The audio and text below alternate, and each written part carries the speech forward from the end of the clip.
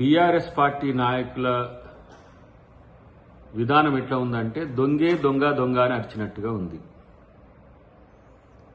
ఇలా కేటీఆర్ అయినా హరీష్ రావు అయినా పారిశ్రామిక వాడలకు కేటాయించిన భూములను రెసిడెన్షియల్గా కన్వర్జన్ చేసుకొని వందలాది ఎకరాలు బీఆర్ఎస్ ఎమ్మెల్యేలకు, మాజీ ఎమ్మెల్యేలకు, బినామీలకు కట్టబెట్టి ఈరోజు వాటిని సమర్థవంతంగా వినియోగించేందుకు ఒక జీవోని తీసుకొస్తే పెద్ద ఎత్తున దుమారం రేపుతూ ఆయా ప్రాంతాల్లో పోయి వాళ్ళు చేస్తున్న రాద్ధాంతం చూస్తే చాలా విచిత్రం అనిపిస్తుంది. 2013లోనే దీనికి సంబంధించిన చట్టం కాంగ్రెస్ పార్టీ తెచ్చింది. ఫర్ ఎగ్జాంపుల్ బాలానగర్ కానీ, పటాన్ చెరువు కానీ, నాచారం, మౌలాలి, రాజేంద్రనగర్ ఈ ప్రాంతాల్లో, ఈ పారిశ్రామిక వాడల్లో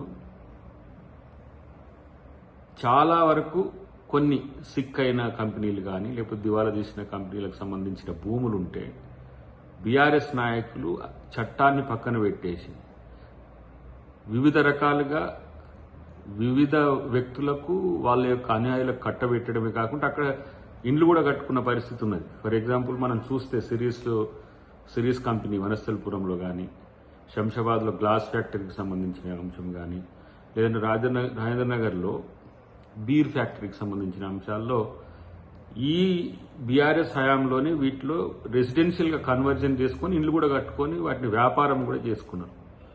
అయితే ఈ విషయంలో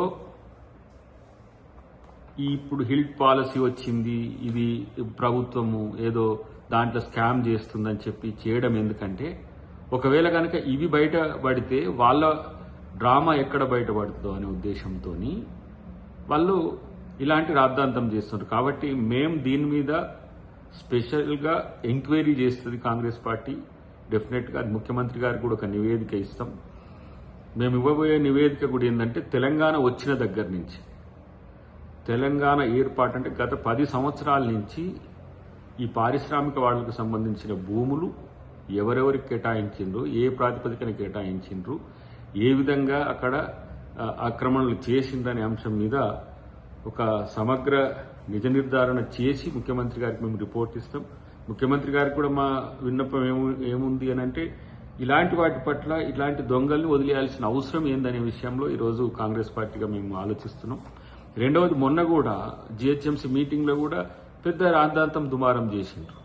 చట్టసభల్లో చర్చించాల్సిన అంశాన్ని జీహెచ్ఎంసీలో తెచ్చారు. జీహెచ్ఎంసీలో కూడా ఆ రోజు నేను చెప్పిన ఏ వేదిక మీదైనా ప్రభుత్వం తీసుకొచ్చిన జీవోను చర్చించడానికి సిద్ధంగా ఉన్నాం, ఎలాంటి చర్చకైనా సిద్ధం అనేది ఇలా కాంగ్రెస్ పార్టీ విధానంగా ఉంది.